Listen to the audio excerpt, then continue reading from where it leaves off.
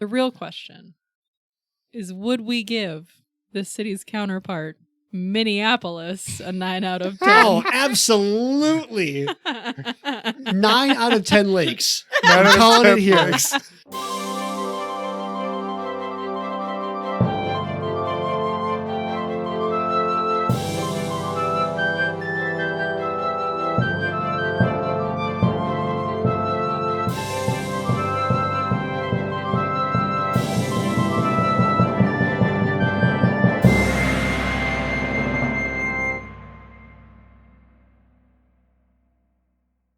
Welcome to the Tabletop Travel Guide, the podcast where we explore fictional worlds and civilizations right from the comfort of your own table.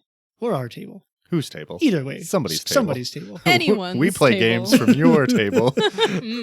I'm Ryan, and I actually played Pathfinder like last week. What? I know, it was crazy. Chad had like a murder mystery, and the weather was horrible. Oh, and you guys were all up until like midnight or something. We were which up was until midnight, which crazy. was kind of a struggle, but it was really fun when he like started the session, and I think a bomb went off down the street and like shook the whole house. And it was like, all right, Chad called in a favor. This was pretty cool. And by that, Ryan means thunder happened. Yes, not an actual bomb. Yeah. Really called in a favor. Ooh. Yeah, I'm Tyler, and I think last time we played, it's been a few weeks, but last time we possibly saved the city of Willow Shore. Or Willowshire, as I Oh, get auto-corrected on my phone too, so it really is confusing. yeah. So we're still in Season of Ghosts there, so that's fun. I'm Sam, and Tyler and I retooled my character for Season of Ghosts because I learned that if I build a character on the class first, it doesn't go as well, because then I realized my character has no motivation to continue in this campaign. Keisha was literally like, hey, I want to try to get you guys more like role play stuff. So like at the beginning of the session, I'm going to see like how your characters are feeling, like their goals, their whatever. And it gets to Sam, she goes, I don't know. So I'm like, this doesn't usually happen to me. But I was like, I feel really disconnected from my character, and I only built her because the class was what I wanted to do. And then I like did not have like an emotional connection to anything. Which is Wow. literally Which is like very the first un-Sam. time Sam has Yeah. ever done that. I know. I just wanted to do a class that I hadn't done before, and so that's where I started. Yeah. And then like the rest of it did not come together cohesively, but it's okay Yeah. because now we have a new plan. Yes. Okay. Nice. So we'll get there. So before we dive into today's episode, I wanted to give a quick Patreon update. You know, as life has started to happen and we've gotten away from our every other week schedule, and, you know, we decided, man, this is bad to do this off the cuff. I should have written something down. Nah, whatever, just send it. Yeah. You're a father now. There. This is what you do. We don't prepare anything. We just wing it. Send it. No, so we decided that rather than try to keep up with all the Patreon content and make new tiers and figure all that out, we are just going to kind of pause Patreon for now. Sam and I were talking, and it's really kind of a timing issue rather than a money issue of why we've been a little less consistent. So for now, what we're going to do is, if you would like to join as a free member, I'm going to have a link to the Discord. We're actually going to open up the Discord that was originally for paying members to anybody who joins our Patreon. So there's going to be a link at the top if you want to join our Discord. That's still going. People are still chatting. There's actually a decent amount of conversation in there still. Yeah. Yes. Yeah. There's a lot of people getting hyped about, we just talked through Battle Cry. Magnus was getting hyped about Starfinder. Yeah. A little overwhelmed. He was doing that. So yeah, if you want to join us on Discord, there's a lot of conversation happening there. And otherwise, we're not really having any paid tiers at the moment. We'll kind of figure out as we continue and as we get back into a rhythm whether we want to create a paid tier or not. But for now, just come join us on Discord if you want. Yeah, we just want everyone to be able to have fun with the content and not really worry about it. Yeah. We are trying to actually get back into a routine for recording because, yay, our baby goes to sleep at like the same time every night. And she doesn't wake up in 25 minutes or an hour. Usually it's several hours that she goes to sleep. So we have a window. Yeah. Just got to maintain that until the sleep regression's hit. Ryan, I will throw you out of this basement. This is I'm a Ryan's, guest in this house. I'm so sorry. This is Ryan's last episode with the pod. But yeah, with that, would you guys like to dive into our first episode in several months? Yeah, Tyler, you're talking to us about We are talking about Kibwe. Kibwe. So, let's dive in to where are we in the Mwangi Expanse? Mhm. I was going to say, hopefully still in the Mwangi Expanse. So for those of you who, it's been a while. It's been a while for us too. So our last location was Osibu, and we were that was a little bit southeastern of Mwangi. So our next location, Kibwe, is still along the east side, but we're going a little bit north. So imagine if you have the Mwangi Expanse, it's about halfway down, and then all the way on the east. Okay. So it's right up against the the Shattered Range, which is kind of that mountain range that separates the Mwangi from the Impossible Lands. Yeah. Okay. Yeah. So before we dive into the history, a little bit of set dressing is that Kibwe is effectively the main trade hub of the Mwangi Expanse. Okay. So while it's near the Shattered Range, it has access to the Ndele Gap a little bit north, which is like kind of the one trade route from it to the Impossible Lands. So it gives it really good trade access to Nex and Geb, and then also Katapesh. Okay. And we know Katapesh is kind of one of the bigger trading hubs in the Shining Kingdom. No. The Golden Road. Golden Road. Golden Road. I think that's one. So it kind of acts as a natural stop for outsiders wanting to trade into the jungle and vice versa. So we'll talk about several of the districts, but it honestly feels to me kind of like a mini Absalom. Oh. The majority of its permanent residents are Zenge human, but there's merchants from almost every neighboring country and beyond that work in the city. And is it just like a city-state kind of focus? Yeah, again? Okay. yeah. I want you to know that when you said mini Absalom, I really thought you were going to say Minneapolis. It's really like Minneapolis. It's more on the St. Paul side, but I was like, does it have a mall of the Mwangi? Nothing says Minnesota more than Kibwe. The Minnesota of Garoon. I'm here for that. I honestly love Minnesota. We have friends in Minnesota. That's notoriously the trade hub of the United States. That's going to be our. It gets very cold. That's going to be our subtitle for the episode. Is Kibwe, the Minnesota of Garoon. The Minneapolis. The Minneapolis of Garoon. It's a city-ish. So, one other thing to note is the entire city is surrounded by huge towering walls that are covered in a mysterious magic runes that make them nearly impervious to any type of damage. Oh, good for them. So it's kind of like a little mini fortress. Okay. And we'll get into that a little bit. Cool. So, cool. Let's talk about the history, or lack thereof. Nice. Dun, dun, dun. So this is actually the first kind of city or location that I've researched for this podcast that doesn't have many events that happened. Oh. For the city that's kind of the biggest trade hub, history is part mysterious and part non-existent. Okay. Or just has not been written. The earliest records identify Kibwe as a trading post founded by Zenge farmers and herders. They actually happened upon the Titanic walls with runes and decided to use them as protection. The walls themselves predate the city by thousands of Oh, years. so they found a massive empty ring of walls. Yes. And they're like, this is a great place to establish a town. Yeah. No one knows where they came from. That's a trap. That's a trap. The runes are indecipherable. Naturally. But hey, it's free real estate. Just like Minneapolis. No, I like Minneapolis, guys. We're being mean to Minneapolis. Hey, it's a trade hub. I'm going to text my friends in Minneapolis, and I'm going to tell them that you're hating on it. We're hating. I am not hating on Minneapolis. I just now think it's funny that we're comparing somewhere that is more of a jungle-like climate and a trade hub to Minneapolis, which is cold and surrounded by lakes. It is. There are lots of lakes, yes. Yeah. So just from an environmental standpoint, I think they're very, very different. Hey, give Earth a few thousand years and it might be jungle there. Well, that's true. That's fair. So Kibwe, the future Minneapolis. So I couldn't actually find a date when the city was founded. So we kind of have to guesstimate based on some encounters they've had with other empires.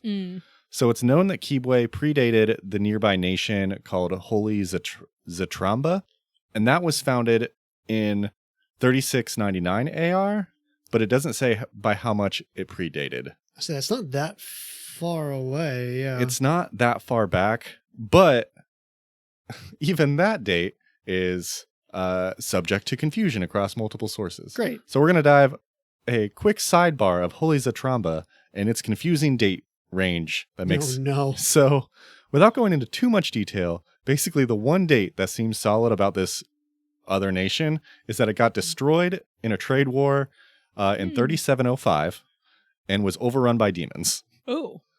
Great. So I think I talked a little bit about this in the Mwangi overview episode, but this was one of the city-states that had a sister city-state. Okay. So you had like some farther in the jungle and some out in the pastoral area. And it got into a trade war with its sister state, and its sister state, Rastal, sent demons to destroy the city. Okay. Yeah. So we know 3705 is when it got destroyed. But then the founding date of 3699, being 6 years earlier, doesn't really make sense. There's another source that also notes the city fell in 4699. But it says Kibwe hasn't been attacked in centuries, which doesn't really track since that was just over 20 years ago. If it got destroyed in, Is this like a Russian calendar kind of issue where like months drifted? And the then wiki dates is don't actually make not sense? sure. Like there is an entire section of the wiki that's like, Paizo has not reconciled these dates. Interesting. Paizo devs. Because there's another date that says the rise of Zatramba happened during the Age of Darkness, which was prior to minus 632 AR. That's way. So maybe it was founded before Earthfall.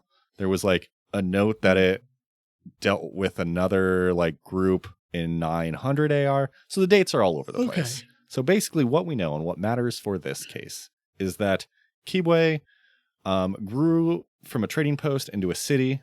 For a little while, it became the kind of provincial capital of Zatramba. They kind of came in and were like, you're our new provincial capital. We're taking you over. Great. And then when it fell, all the kind of survivors fled to Kibwe. And then Kibwe declared independence, and it's been an independent city-state since then. So, became independent a little bit after 3705. Might have been founded in 3500s, maybe earlier. Who could say?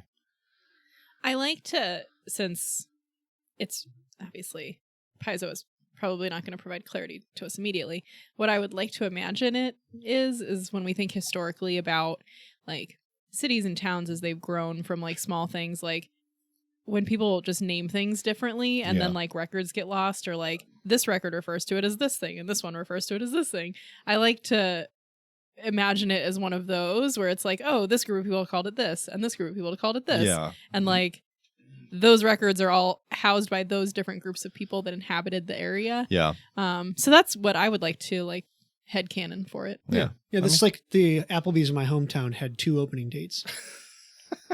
What? Exactly like that. It's just like Applebee's. So the Applebee's in my hometown. Don't make fun of me. Kibwe, it's just like Applebee's and Minneapolis. I bet Minneapolis is an Applebee's. Don't hate. It had like an opening date and then it like half burned down. What? But then they just reopened the whole Applebee's. So over the bar, there were like 2 plaques and it was like opened on this date in like the 90s and also opened on this date in the aughts. Oh. I mean, it would have been funny if they were like, this half of the restaurant opened and this half opened later. It's fine. That makes sense. Yeah, it's just like that. Yeah, exactly. Back to Kibwe. We already talked a little bit about the large, mysterious walls full of runes that protect the outside, but they also extend inside of this, like in the city, and kind of separate the city into 10 distinct neighborhoods. Is it like spokes of a wheel? No, or is it like a maze? No, I mean, it's a little bit, it's a little bit maze. Like they don't all connect, but they have like walls that go into for a little bit and then like separate. So there's like a central area and then all the sections aren't walled off, but there's kind of walls along. So it's kind of like spokes a little bit. Like it portions it out? Yeah, it portions it a little bit.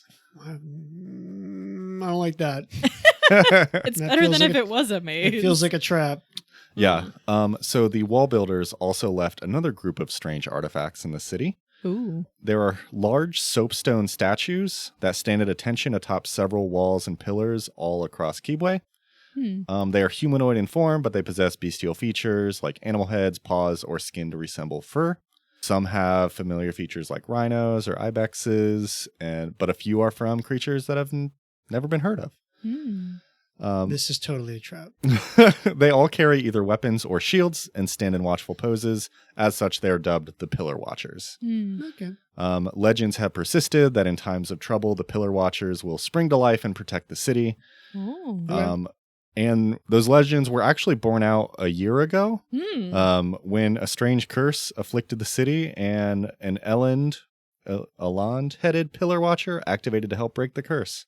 Oh, so like confirmed. Yeah, so this was actually part of the standalone adventure, The Slithering, of which we will have a spoiler guide for. Okay. What kind of animal is that? Is that a mythical or a real one? I honestly don't know. I saw it.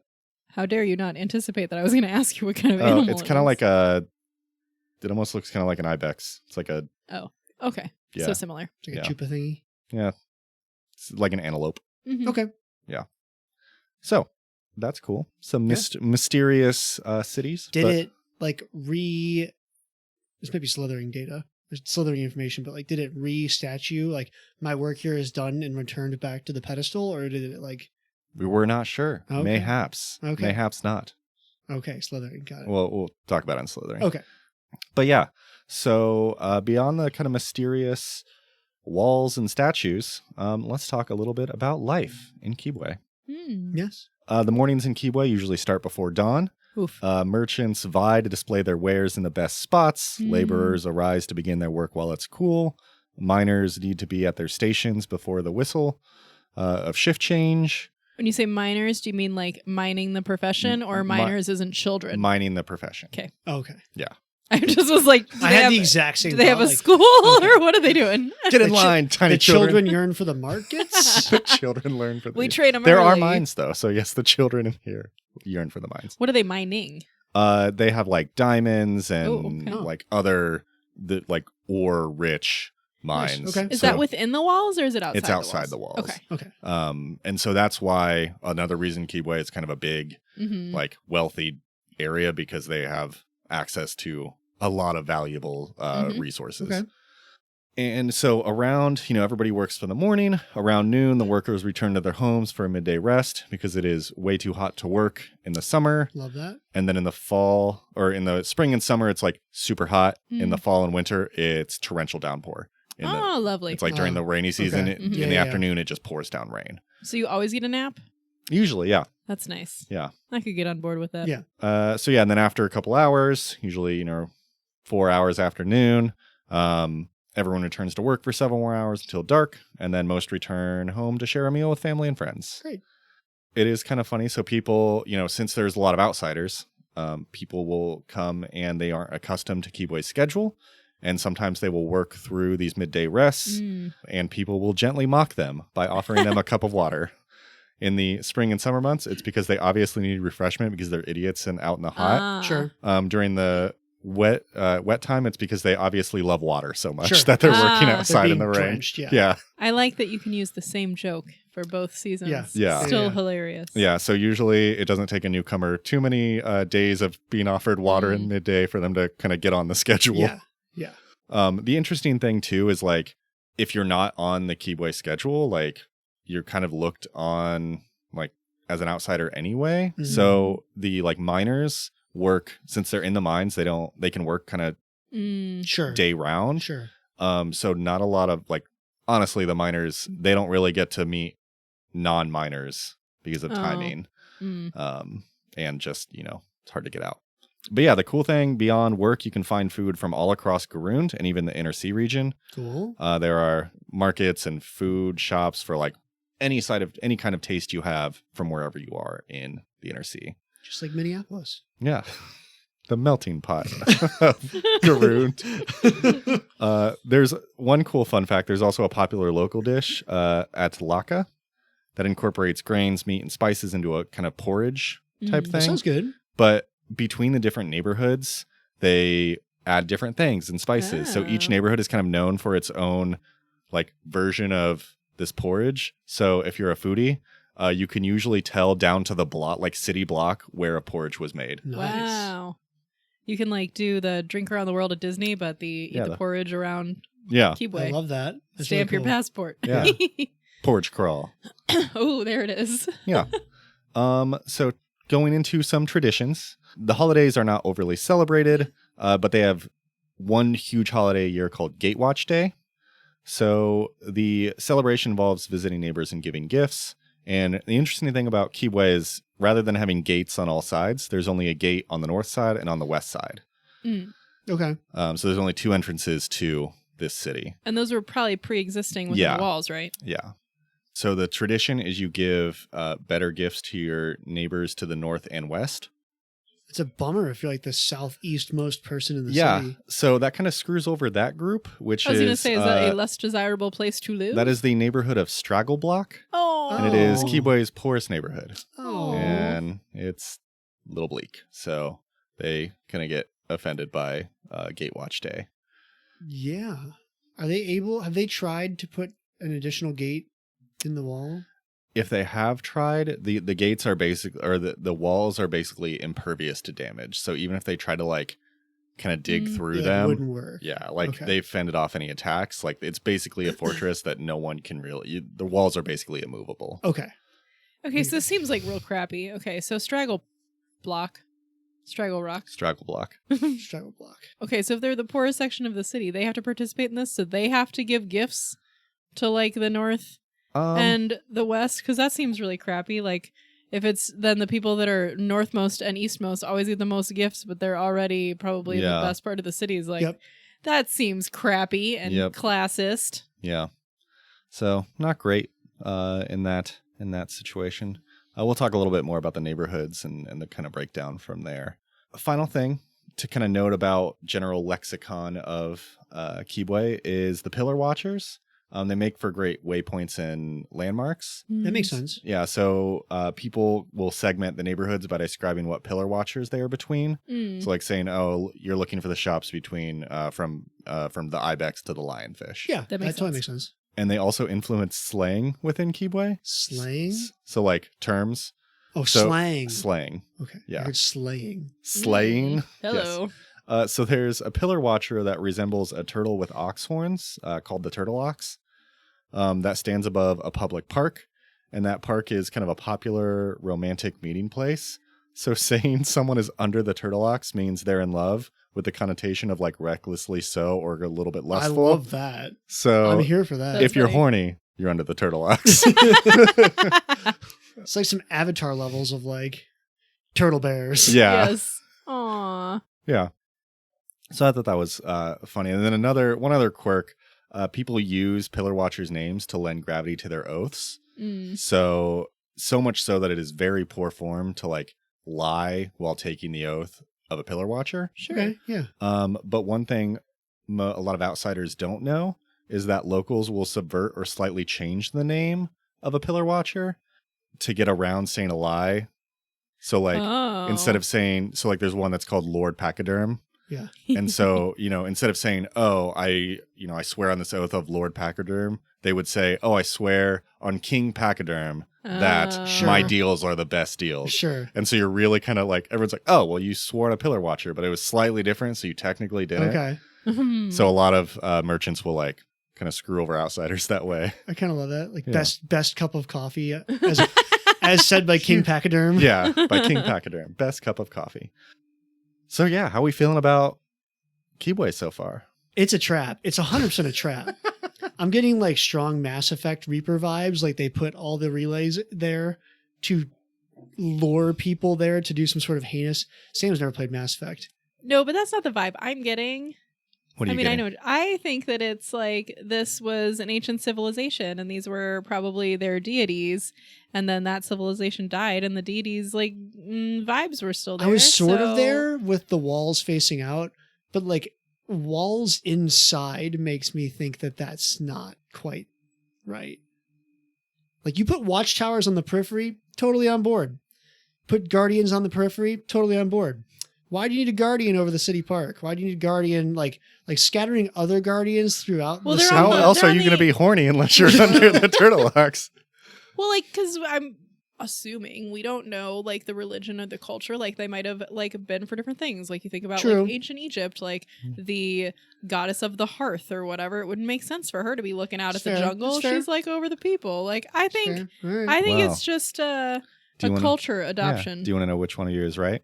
Neither. Oh no. It's gonna be neither. We have no idea. Yeah. They don't. It doesn't go into detail. Great. I would assume probably Sam is probably more right Yeah. because nothing has happened, and Treebeard's probably got eyes in this city. right, one of the Pillar Watchers has at least come alive to help the city at some point. Sure. So Sure. yeah. So as far as we can tell, everything's mostly benevolent. Okay. Until you start doing bad things. and That's then, true. Who knows? You might get struck And down the turtle ox comes and Yeah. knocks on your door in the middle of the night. Hey, Oh God. my park is for love, not for war. So let's talk a little bit about the neighborhoods. There are 10. So we'll just do a like quick kind of high level of each one. Yeah. So the first one is the Iwisa block. It's kind of the mini Kibwe in neighborhood form. It's kind of the first stopping area, kind of the stop off that traders come into the city for services before going to set up permanent shops in the central market. Okay. Some traders prefer to just set up here instead of set up here permanently instead to avoid the chaos of the central market. And one of the things that the residents of this neighborhood are proud of is that there's no single ethnicity that dominates the block. Okay. Very cool. And the important neighborhood positions are filled via democratic elections. Nice. Okay. So, yeah, pretty diverse block. Okay. Moving into the central area, you have the central market. This is basically the beating heart of Kibwe. Sure. This is where the merchants from all over the world trade their goods. A fun fact of this entire neighborhood is that no buildings permanent are permitted, except for some like generations old trading posts on the outskirts of the neighborhood. But besides that, the entire market is an ever shifting maze of tents and rugs and tapestries of just whoever's setting up that day. That's a cool vibe. Yeah, and so the schedule of when shops need to rotate, because you can't stay in the same spot, you need to rotate around. It's very complex, but it's handled by 3 market masters that kind of keep everybody in line and, hey, you need to move. Like kind of the rotation of where you That's get cool. so everyone gets different good spots. Just like the farmer's market. Yeah, Just like that's the pretty cool. farmer's market. So those are the 2 kind of market neighborhoods. So moving on, we have the Bekyar block. Or the Bekyar block, Bekyar, Bekyar? Sure. Bekyar block.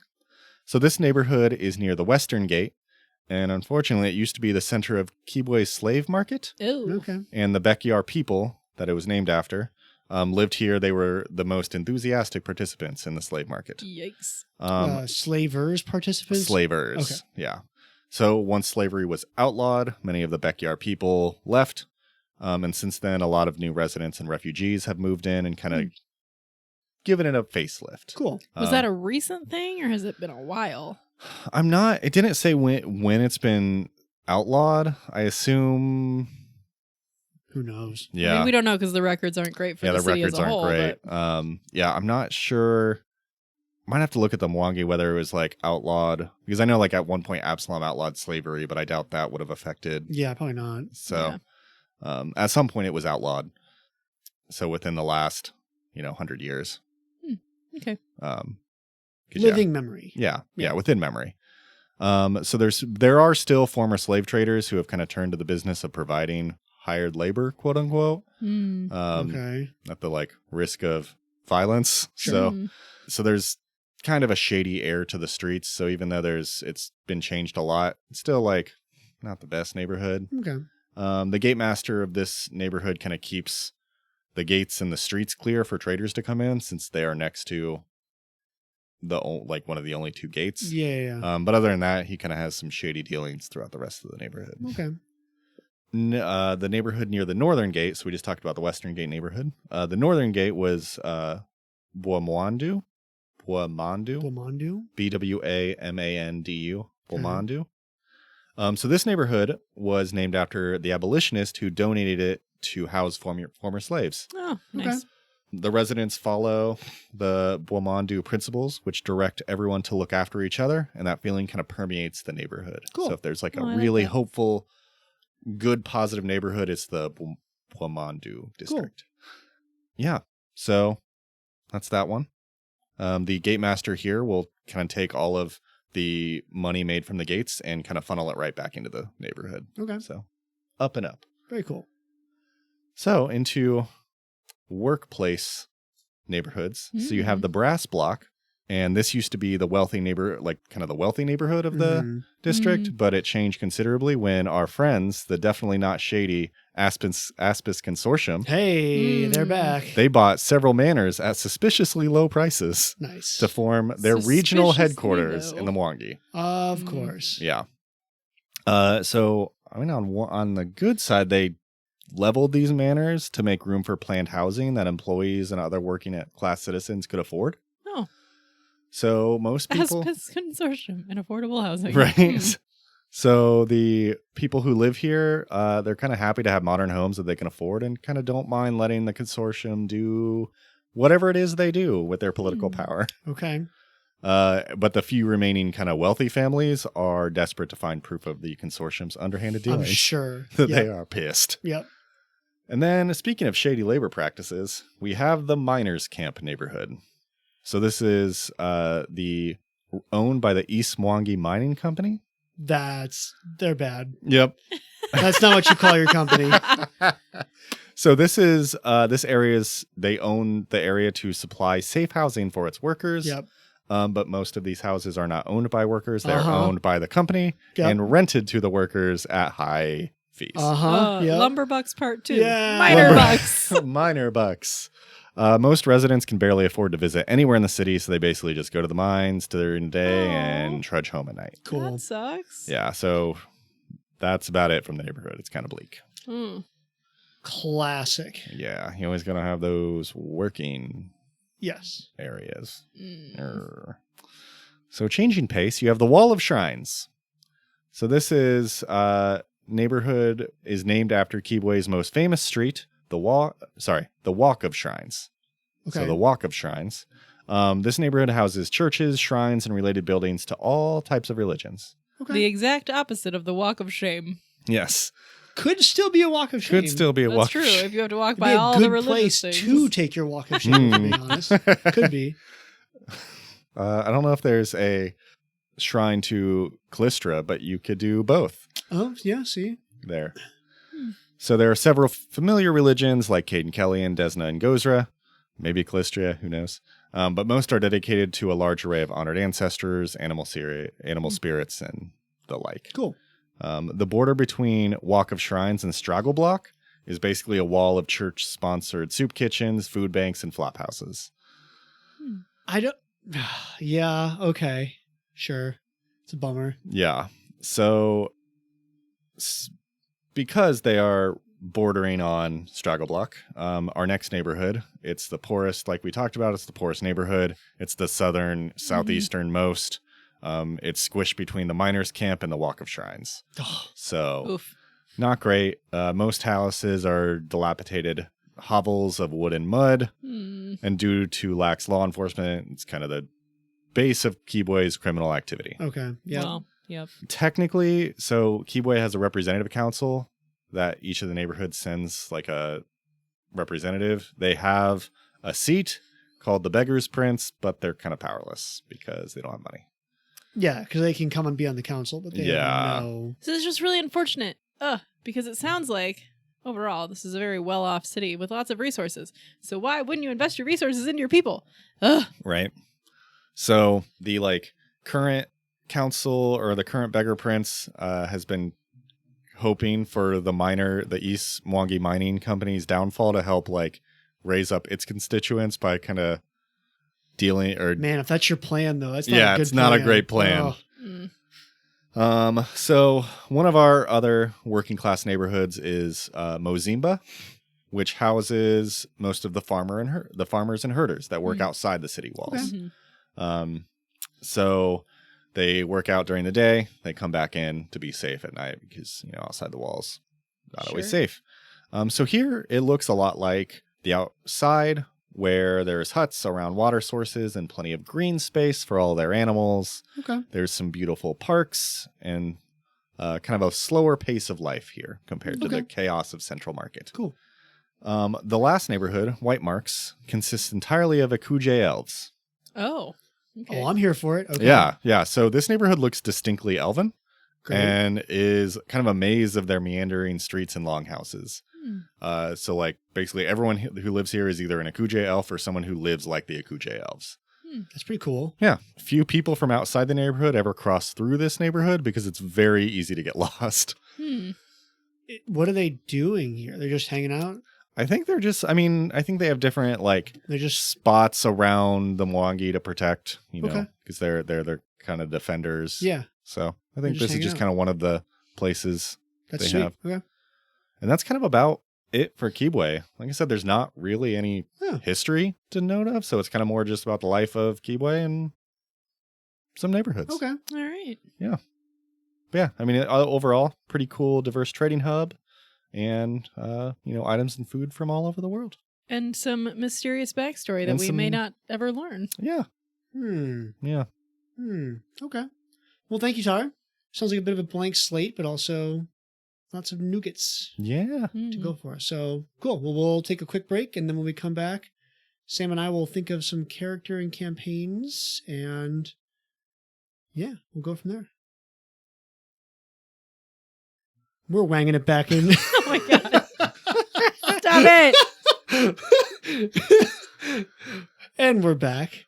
I think Sam is going to do campaign, and I'm going to do the character. Which one of us is going to go first? You are. You Okay. gotta paint me a picture, Sam. Paint All right, me a well, I word was- picture. Inspired. Jangle me a picture. Why has it gotten so weird? The break was 30 The seconds break of was- weird. Yeah, not that long. Okay, anyway, I was inspired, so I would like to run a campaign entitled Porridge Crawl. Yes. Oh man, here we go. So what I imagine this looks like is that the party signs up to do the porridge crawl of Kibwe. Yeah. So you have to go to each neighborhood and have the porridge. Okay. And once you have gone to all stops and have proof, then you can turn it in for a prize. Uh-huh.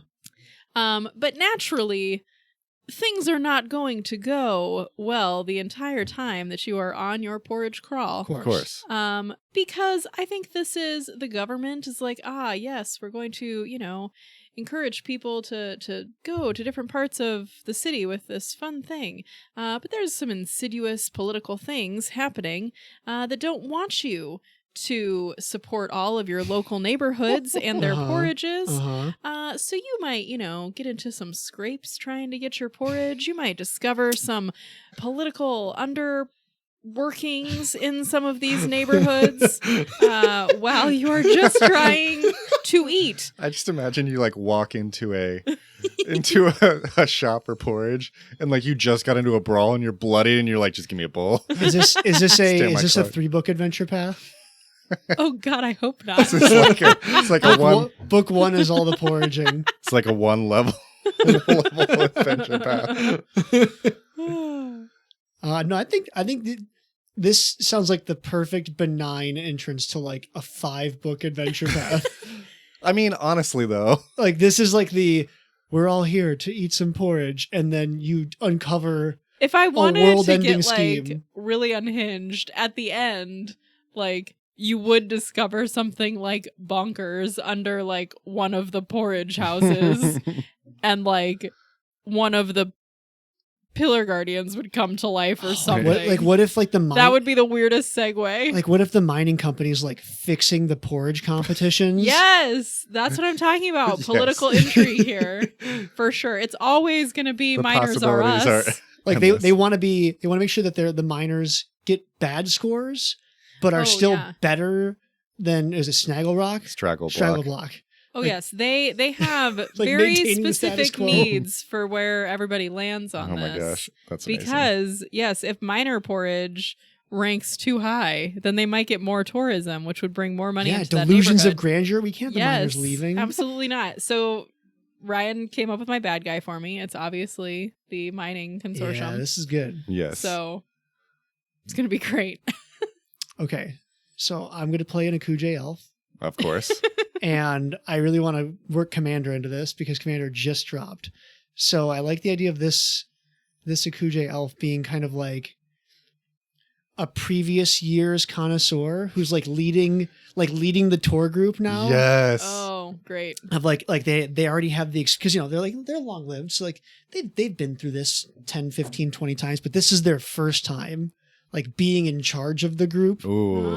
And they're like leading them through all the best spots, but all the inconsistencies start to pop out of like, oh, that was better last year. Like, something's not right about this porridge. The porridge crawl of There's 4725. Yeah. The craziest one yet. Yeah. And he starts like seeing in the inconsistencies and like probably gets very, what's the word? Like, I don't want to say protective, but like this is a big deal. Like this is a huge deal. And then like goes back home and like, it's the porridge crawl. Like we have way bigger issues to deal with. Like, no, there's a conspiracy. Especially the Akuje elves whose like main goal in life is to keep like the world from ending.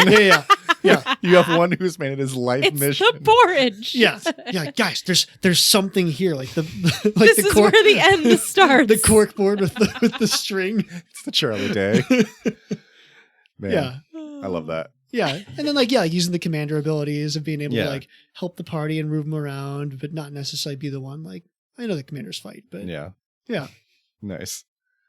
I would want like a random plot nugget to be that the pillar guardian that's like nearest to the mining camp is like secretly helping like some of the miners Oh yeah. that'd be Yeah, to that's like good. improve their porridge for reasons. Yeah.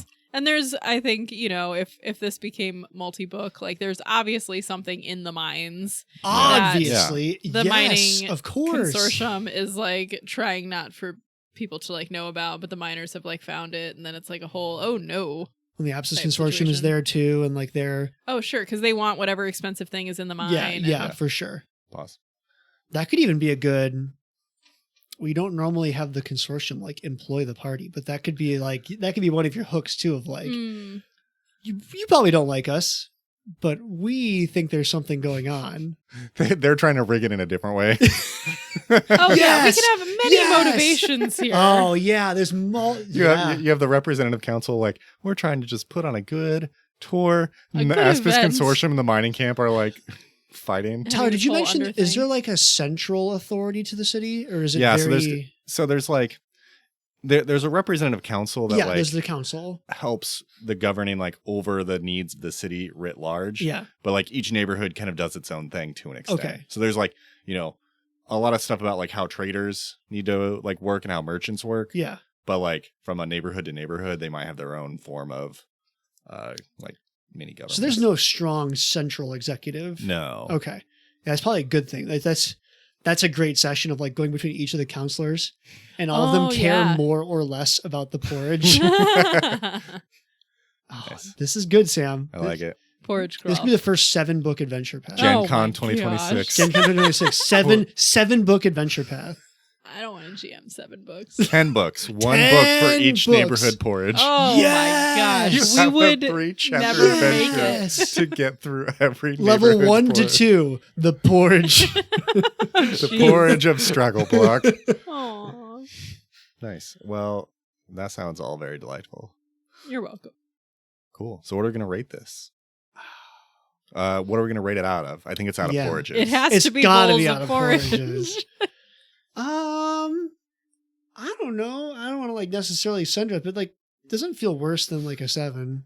Yeah, I think it seemed higher until we got to the discrepancy between the neighborhoods. I mean, and that I think as a tourist, yeah. Tourist is probably a lot of fun. as a tourist, I feel like Genuinely, this would be close to a 10. Yeah. Just because like That's true. As a tourist. you're not going to Until you don't understand nap time and they all make fun of you. yeah, yeah. but like that's always going to that's happen for locals. that's like like, that's fun. That's funny. yeah. Yeah, I mean I would put this close to a 10. Like if not a 10 then a 9.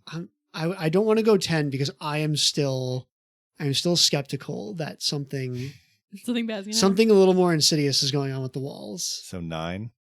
Yeah, I think from a tourism standpoint, probably a 9. Yeah, from like a living standpoint. Because it sounds might not like be the best. you'd be safe. You could do a lot of shopping. Yeah, You like could you have can some tourism. you can see stuff from around the I world. guess Like even like downsides though. Like I don't see any major downsides. yeah, Yeah, you just wouldn't like want to live in the poor parts. yeah, Yeah. But you wouldn't. The Yeah. miners section is probably basically cordoned off, and Yeah. it's Mhm. like you wouldn't really, as a tourist, you wouldn't end up in those parts of the city. You're doing 9.5s. No, that's why we did 9 out of 10. Or that's why we did 0 So out we're of doing 10. 4 to So 5. we're already doing 4.5. Yes, we can save it as a 9. Save it as a 9. 9 out of 10 porridges. You heard it here first. 19 out of 20. You heard it here first. The real question. We just keep increasing our scale every year.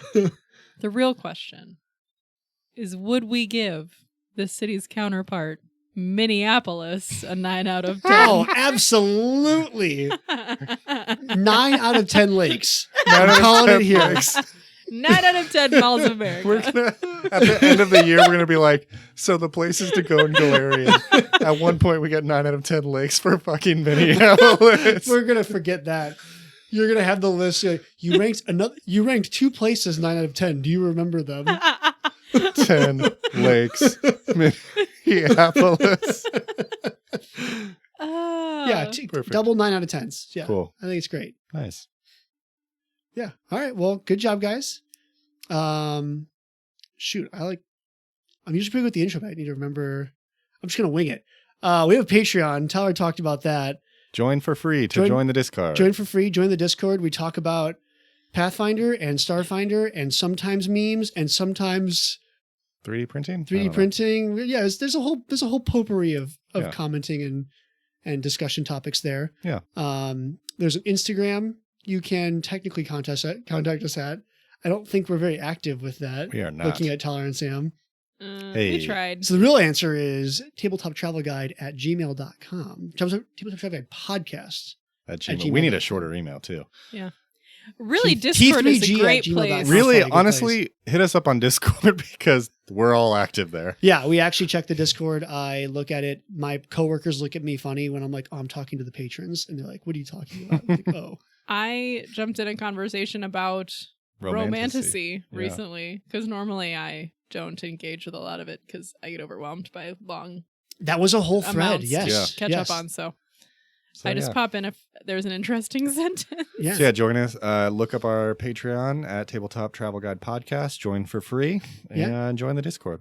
And then with that, safe travels, everyone.